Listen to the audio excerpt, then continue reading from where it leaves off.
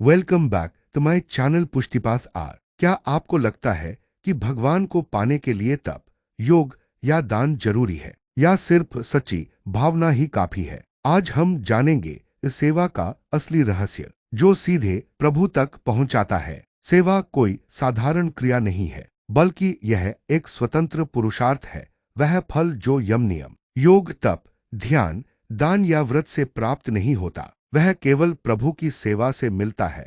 मात्र प्रभु के चरणों का स्पर्श भी जीव को वह आनंद देता है जो अन्य किसी साधन से संभव नहीं है। जब जीव सच्चे भाव से कृष्ण सेवा में लग जाता है तो वह धीरे धीरे कृष्णमय हो जाता है। उसके भीतर अलौकिक आनंद का अनुभव होता है और वह स्वयं परमानंद स्वरूप बन जाता है। सेवा जीव को सांसारिक दुखों से निकालकर दिव्य आनंद की ओर ले जाती है। एक ब्राह्मणी का प्रसंग आता है जो अत्यंत गरीब और अशक्त थी।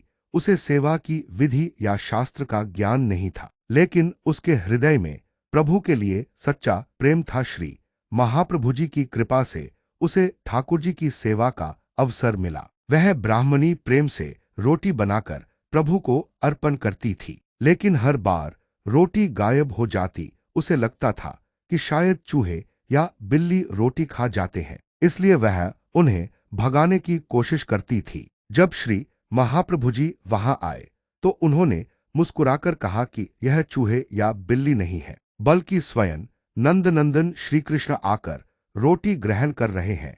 यह सुनकर स्पष्ट होता है कि प्रभु को बाहरी विधि नहीं, बल्कि सच्चा भाव प्रिय होता है। इस प्रसंग से यह समझ आता है कि सेवा में सबसे महत्वपूर्ण तत्व प्रेम और श्रद्धा है।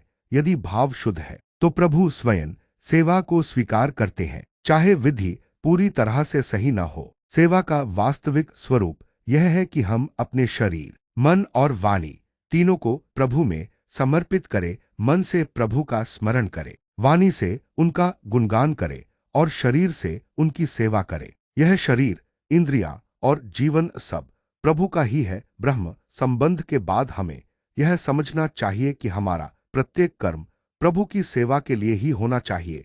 यदि हम ऐसा नहीं करते तो यह हमारे लिए दोष का कारण बनता है। जीवन की हर वस्तु, जैसे अन्न, धन, परिवार और साधन, पहले प्रभु को अर्पित करके ही उपयोग में लानी चाहिए। इससे साधारण कार्य भी दिव्य बन जाता है और उसका फल अनेक गुना बढ़ जाता है। अंत में हमें यह समझना चाहिए कि हमारे परिवार और संबंध भी सेवा का माध्यम है।